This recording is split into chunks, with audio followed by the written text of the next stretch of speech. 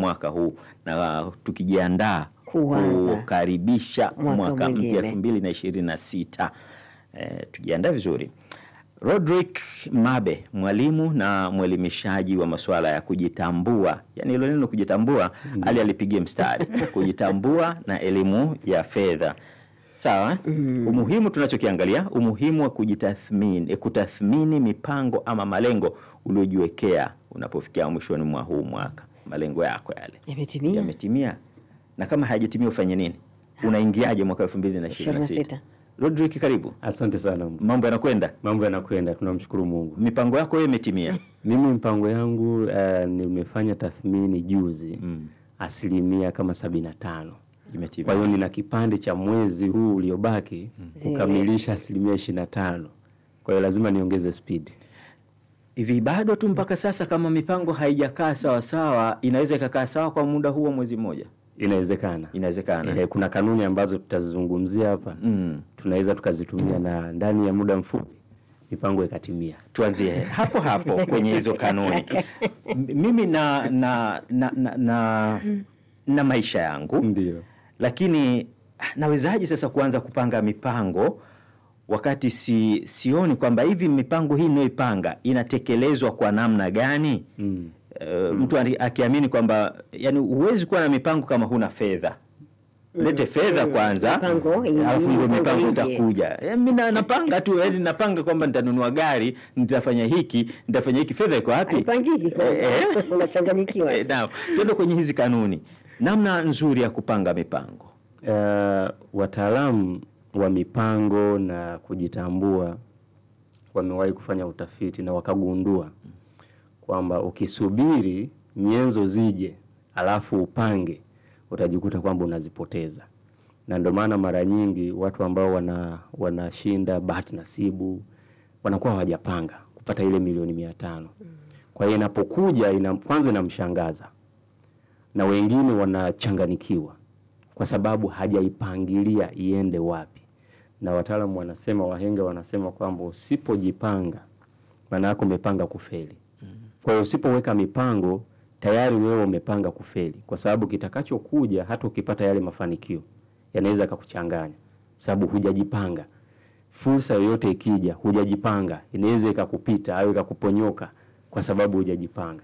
Sasa moja ya kanuni ambayo tunaweza tukaitumia, mimi nimewahi kuitumia na inanisaidia sana.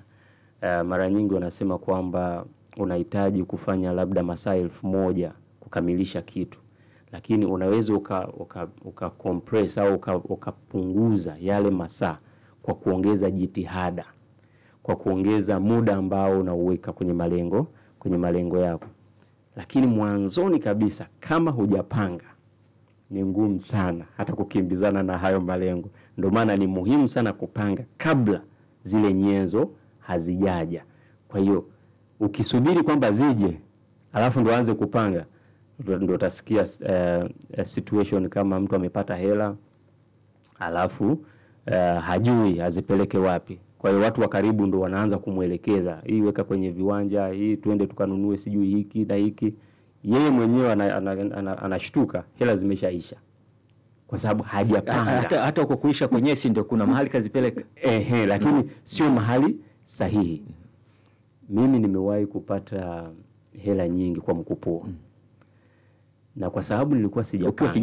Ukiwa kijana mdogo, miaka 21. Mshahara wangu ulikuwa kama 3.5, alafu nikaja nikapewa milioni 45 kwa pamoja. Ulipewa kama mkopo au ulipewa kama asante? Kuna mradi ambao niliusimamia kwa umri wangu ule mdogo. Sasa wale wazungu ambao walikuwa wanafadhili ule mradi wakanipa kama zawadi. Walivyokuwa wanatoka milioni 45. Milioni 45. Hebu imagine kwamba unapata mshahara 3.5, leo hii unakabidhiwa milioni 43. Nilivyochukua zile fedha usiku nazihesabu, naziweka kwenye begi, nazima taa. Baada ya dakika 5 naamka tena. Unazihesabu ziko sawa, naweka chini ya uvungu. Baada ya dakika 5 naamka tena, nahesabu. Chini ya uvungu zitaliwa na panya. Naziweka kwenye mtu hapa nazikumbatia. Baada ya miezi 6 mtu angeniuliza zile hela zimeenda wapi, nilikuwa nasema tu Mungu ndo anajua. Milioni 45. 45. Kwa sababu nilikuwa sijaziwekea mipango. Lakini sasa hivi mtu aje hata anipe bilioni 4. Mipango tayari ipo. Yaani nitakuja kuzielekeza tu, hii ende huku, hii ende, kwa sababu tayari nilishapanga. Umezungumza vizuri hapa. Lakini sasa mimi pengine maana kuna mipango na tamaa. Sawa. Hebu tutofautishie hapa mimi natamani kuwa hiki nifanye hiki na hiki na hiki na hiki. Lakini mimi naweka mipango yangu nifanye 1, 2, 3. Hebu iweke kwanza kwenye tofauti. Ndio. Maana mimi naona kuna mwingine tu anaweza akawa ana matamanio mengi lakini yote haiko kwenye mipango. Kweli kabisa. Na ni sahihi sisi wanadamu kuwa na matamanio, kwa sababu tumeumbwa kutaka vitu vingi zaidi. Na ndio maana unakuta hata tajiri leo anaendelea kutafuta. Kwa nini asikae nyumbani? Ana pesa, ana magari, kwa nini anaendelea kutafuta? Ndio tumeumbwa hivyo. Sasa hayo matamanio usipoyawekea vipimo, usipoyawekea breaks, usipoyadhibiti, utajikuta kwamba kila kitu unakitaka. Ni kama vile kuingia kwenye supermarket. Ukiingia kwenye supermarket au kwenye shopping mall, kila kitu ni kizuri. Utaona hiki, unaona hiki kinafaa, hiki nikiweka sebleni kinafaa, hiki kiatu nikivaa kinafaa, hiki nikimpa mke wangu kinafaa, hiki mtoto wangu, unaona kila kitu kinafaa. Lakini ukiwa umeandika mpango wako kwamba naenda kununua kibiriti, suruali na mkanda, angalau ile napunguza matamanio yako na kupoteza focus.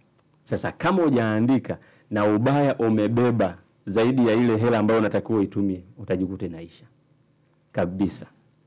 Kuna story moja na wasimuliaga wanafunzi wangu nikiwa nafundisha malengo. Baba mmoja alikuwa anatembea na mke wake kwenye supermarket akiwa amemshika mkono. Wanatembea wote. Baba mwingine akamfuata akamwambia, wewe jamaa una upendo. Pako unamshika mke wako, mnatembea mnafanya shopping. Akamwambia sio upendo kiasi hicho. Huyu nikimwachia mkono, wallet yangu inakauka. Kwa hiyo namdhibiti. Mabe, wakina mama wana hiyo hulka ya kutokuwa na mipango ama nini, ni msukumo uko ndani yao ambapo wananunua tu kila wanachokiona ni kizuri, tofauti na wanaume walio wengi hawanunui tu kwa sababu ameona, ananunua kwa sababu alipanga kununua hicho kitu. Yes. Lakini hapo tukigeuza tena, ndio kwamba tunaambiwa kina mama ndio watunzaji wazuri wa fedha. Kabisa. Akina mama wana sifa ambayo tunaweza tukasema hasi kwenye upande wa matumizi, na wana sifa chanya kwenye upande wa kutunza na kuzalisha vitu. Kwenye upande wa matumizi, akina mama wanatumia hisia. Kwa hiyo akiona kitu, yani zile hisia zinaamka, tofauti na wanaume. Sisi wanaume tunatumia sana akili au logic. Kwa hiyo unahesabu kwamba hii baga ni shilingi 50, haya ni matofali mangapi. Wanaume ndio tunahesabu hivyo. Lakini mama yeye hatohesabu hivyo. Ingawa wapo akina mama wana fikra hizo.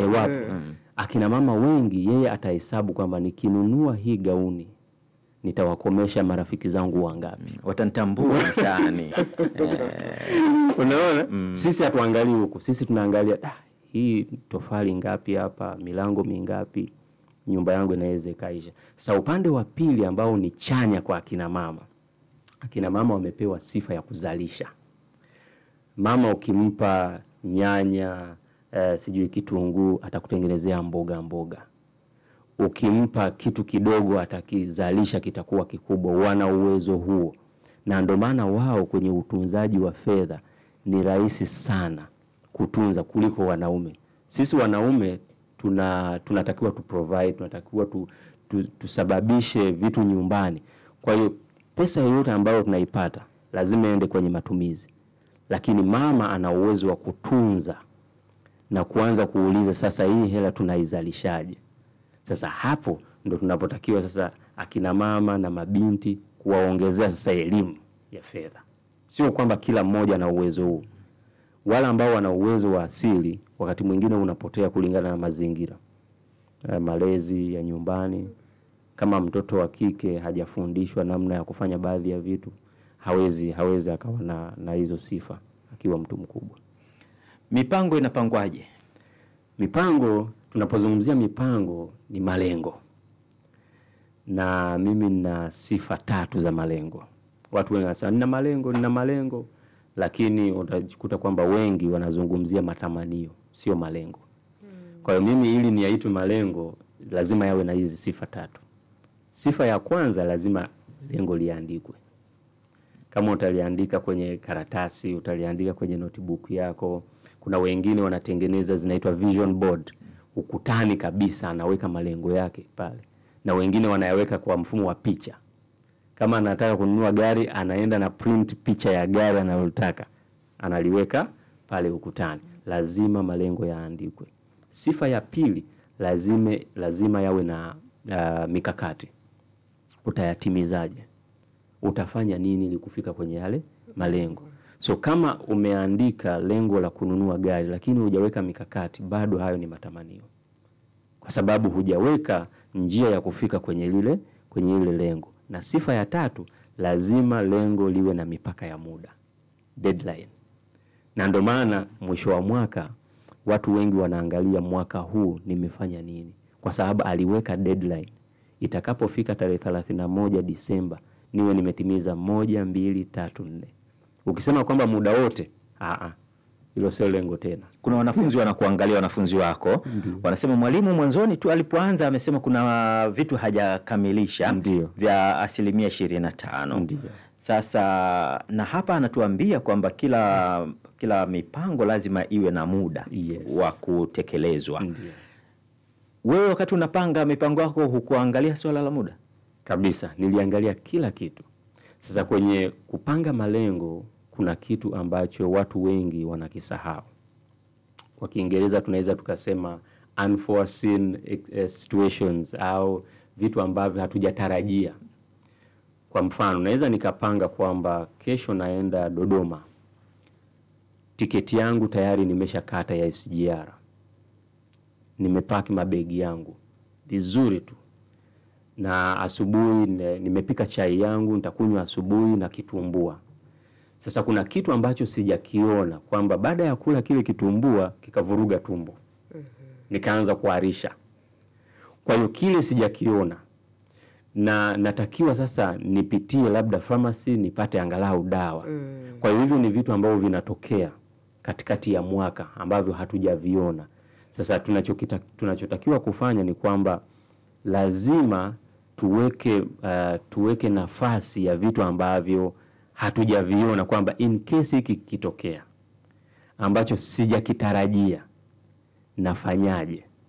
Na kuna vingine ambavyo vinatokea ambavyo viko nje ya uwezo wetu kabisa na vinaharibu matokeo yetu au mipango ambayo tumeipanga.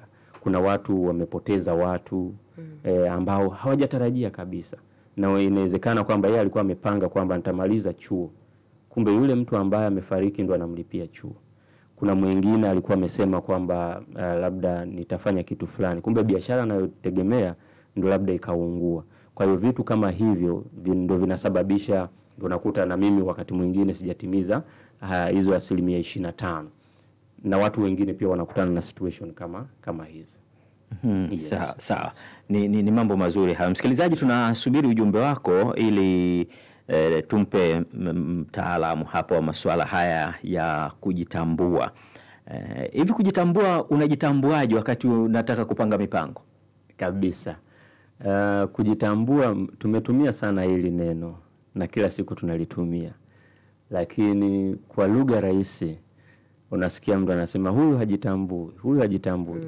Kitu ambacho kinaonyesha kwamba unajitambua ni kwanza kujua unaenda wapi, unataka nini, ufanye nini. Kwa lugha rahisi, wajibikaji au accountability. Kuna watu ambao katika maisha wao ni wakusukumwa tu. Ndio utasikia huyu hajitambui. Au unasimama mbele za watu unaongea kitu ambacho hakitakiwi kuongeleka kwa wakati huo. Ni kama vile kucheka kwenye msiba. Au kufurahi kwenye msiba, watu wote wanasimanzi, alafu wewe sema huyu atakuwa hajitambui huyu. Maana yake kuna nyaya fulani uishi vipi kwenye mazingira gani? Kwa hiyo jinsi unavochanganua mambo ndio inatuonyesha kwamba huyu anajitambua au hajitambui. Yes, kwa hiyo kwa lugha rahisi tunaweza tukasema hivyo. Sawa sawa. Na Mabe, katika yote hayo uliozungumza, yupo ambaye sasa hivi anasema mbona mimi mipango naiweka? Ndio. Mbona mwaka jana ama mwaka huu mwezi wa kwanza niliandika nataka kiwanja, nataka kujenga, nataka kufanya hivi. Lakini nashangaa mpaka nafika mwezi wa 12 hakuna nilichokifanya, na feli wapi? Safi sana, swali zuri sana. Kuna baadhi ya vitu ambavyo vinatusababisha tusifikie malengo yetu. Nahisi mwaka jana nilirekodi video ambayo inasema mambo matatu. Yapo mengi lakini kwenye ile video niligusia matatu ambayo yanakatisha malengo yetu. Na jambo la kwanza ni kudharau hatua ndogo ndogo. Watu wanataka kupiga hatua kubwa. Mtu akimuona mtu amefanikiwa, anataka ndani ya mwezi mmoja, miezi miwili na yeye afike kwenye level ya yule mtu. Hataki kuanza kidogo kidogo. Nature inatufundisha mbegu inapoanza kuota, inaanza kidogo kidogo. Mpaka wewe mwenyewe unashangaa, umekuwa mti. Watoto wetu, yani mtoto anazaliwa kadogo hivi lakini unashtuka, ya birthday ya kwanza, birthday ya pili. Kwa hiyo nature ndio ilivyo. Sasa wakati mwingine kwenye malengo tunataka tuende against ile nature. Unataka uruke ili ununue vitu vyote kwa wakati mmoja. Yani ugraduate mwaka huu, upate mke mwaka huu, ununue gari, ununue nyumba, kila kitu kiwe sawa. Mwaka huu haiwezekani.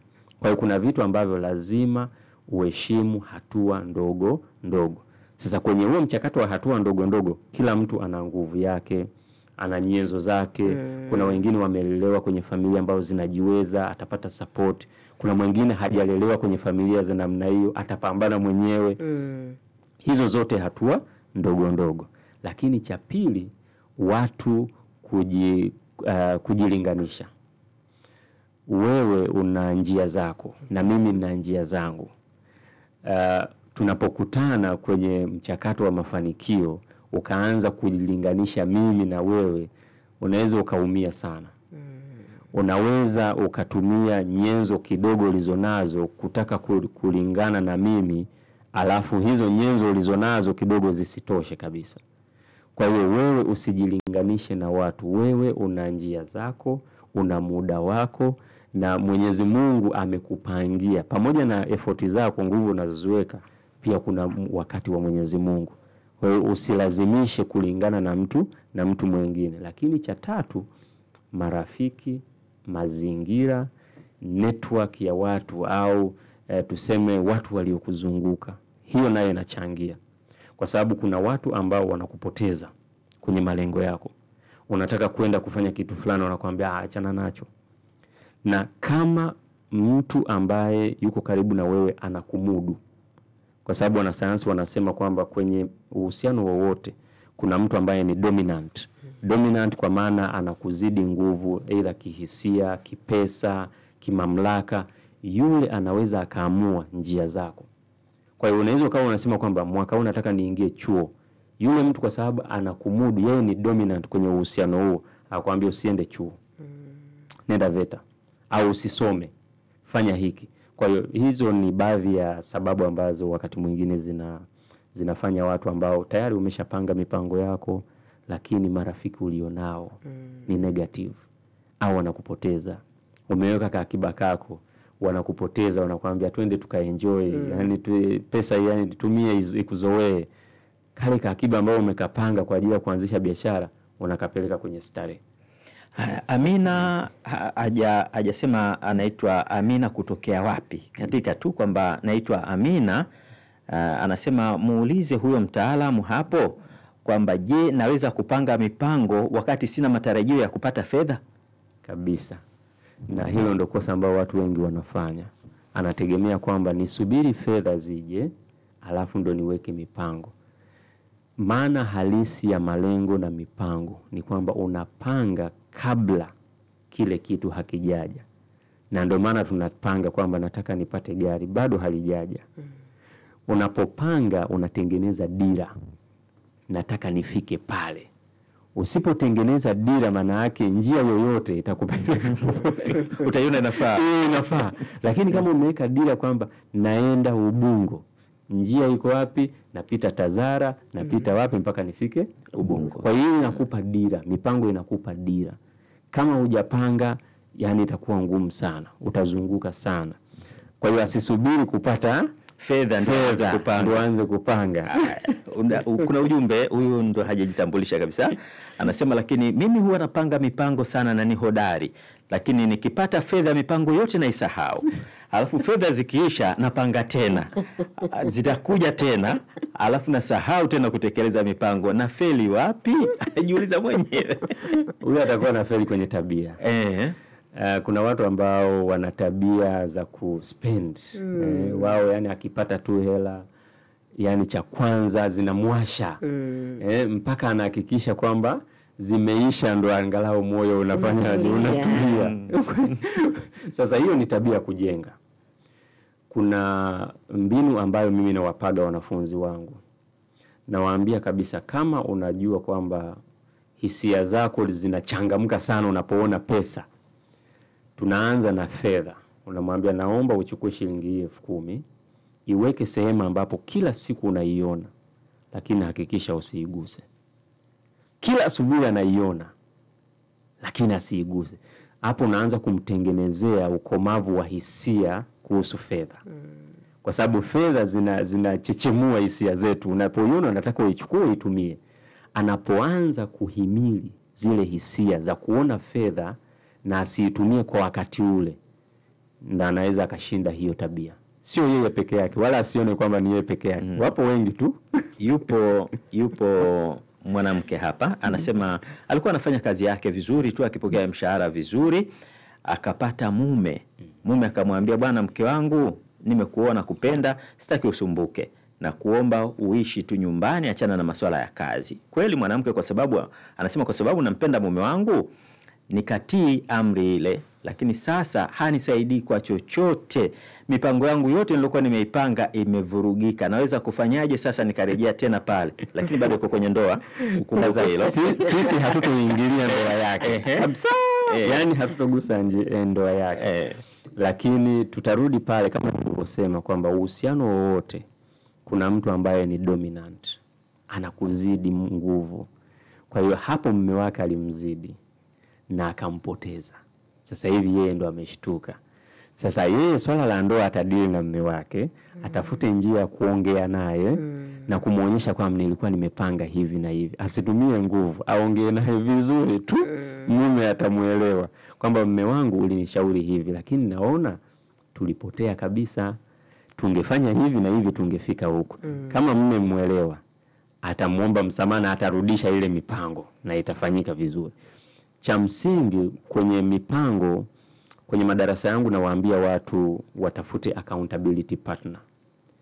Accountability partner ni mtu ambaye anakuwajibisha kwenye malengo yako na mipango yako uliyopanga.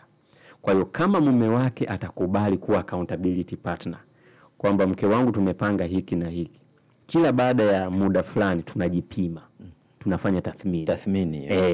Ulisema kwamba mimi mawazo yangu hayajafanya kazi. Sasa mimi naruhusu mawazo yako, lakini mimi nitakuwa accountability partner wako. Nitakuwa na kupima. Sawa. Utaweza kumjibu kwa ufupi kwa sababu muda kidogo nao tutupa. Kwa hiyo cha msingi tu yeye huyu ambaye anauliza. Sawa. Na umjibu vizuri na kwa ufupi, aelewe vizuri. Anaitwa Maulidi Kiseko wa Beta. Anasema, je, katika kufikia mafanikio kwa maana ya malengo yangu, napaswa nipunguze matumizi? Na je, mafanikio yana uhusiano wote na kipato?